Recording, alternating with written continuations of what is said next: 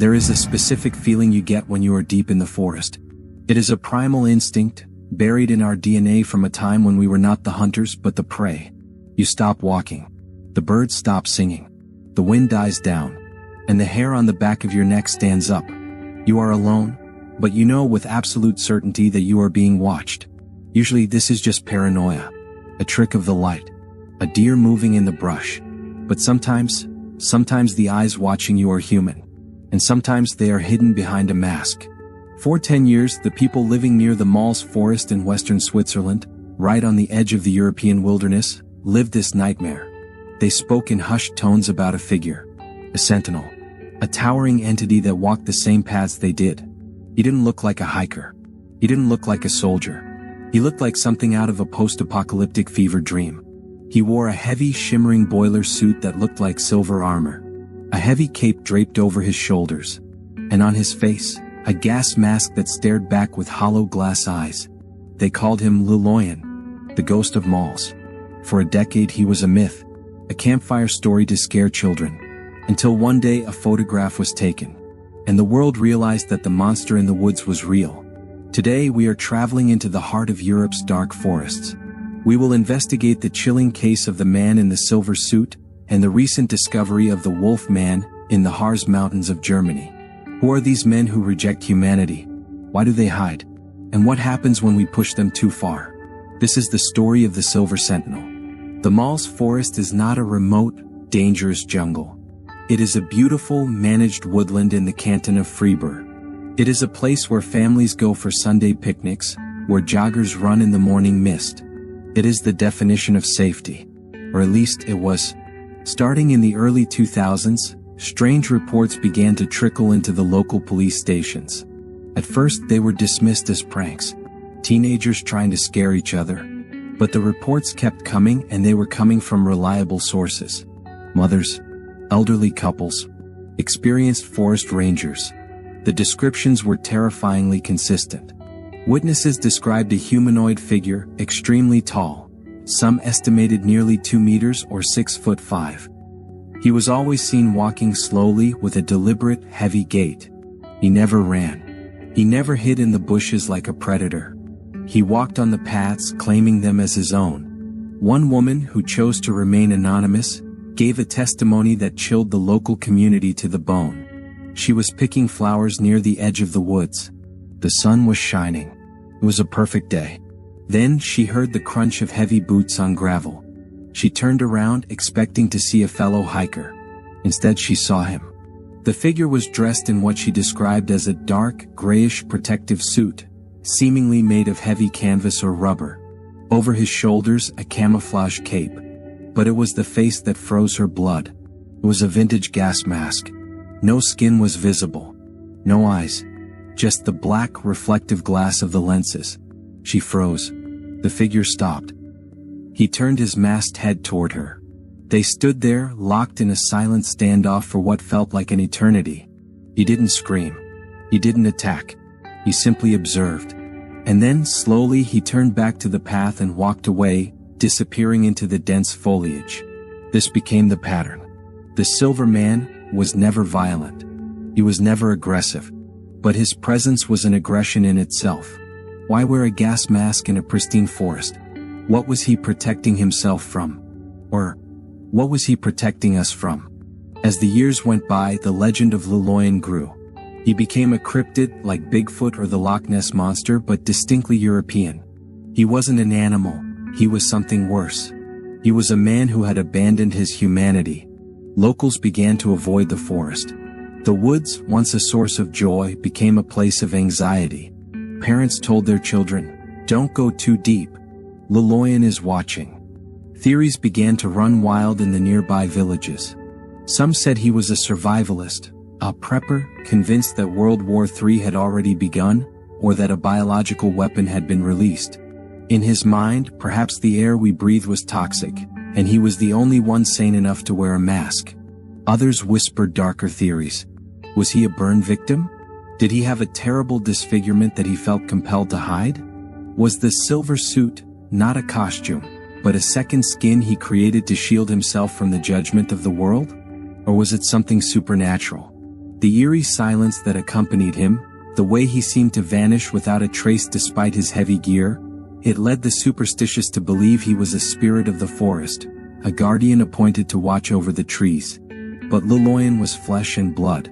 And in the age of smartphones, anonymity is a luxury that cannot last forever.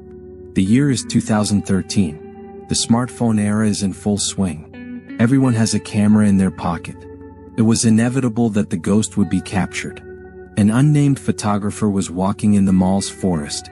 He wasn't looking for monsters, he was looking for nature.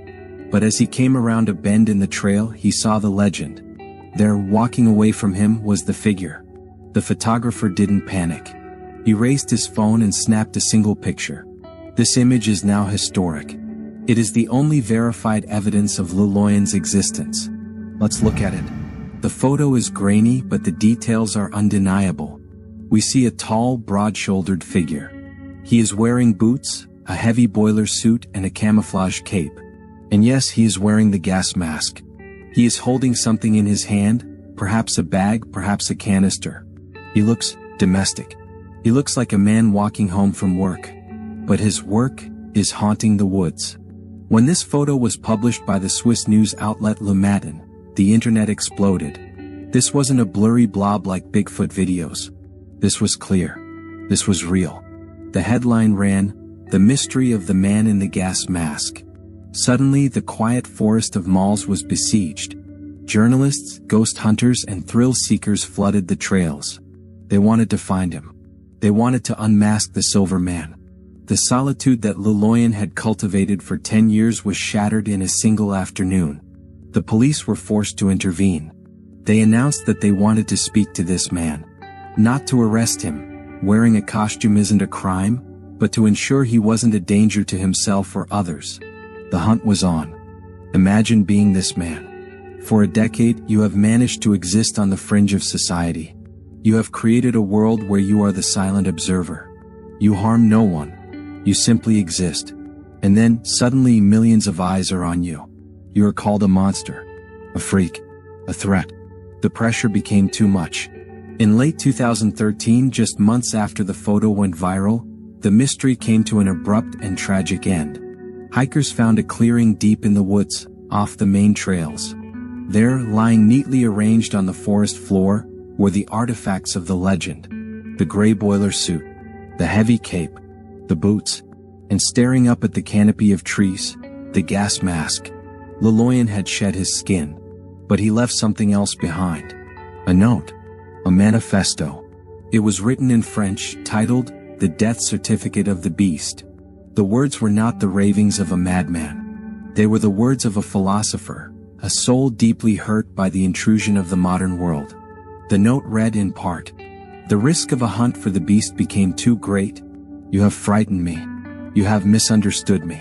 I'm not a monster. I'm a man who wanted to be one with nature. The photo killed me. You have killed Loyan." He explained that the suit was his therapy. It was his way of dealing with the anxieties of the world. He called it his happiness.